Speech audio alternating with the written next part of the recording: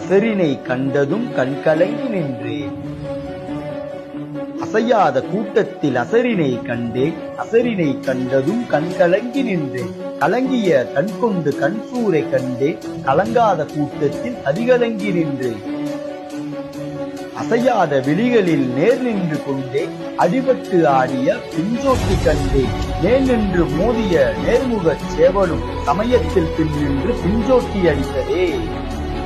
வாங்கிய ஜோட்டியை தெளித்த மறுகணம் ஆடிய அசிலில் அளக்கொன்று கண்டேன். உயரத்தில் பெரியவன் ஜோட்டியை கிழித்தாலும் உயரத்தில் சிறியவன் அலக்கினால் ஆட்டினான்.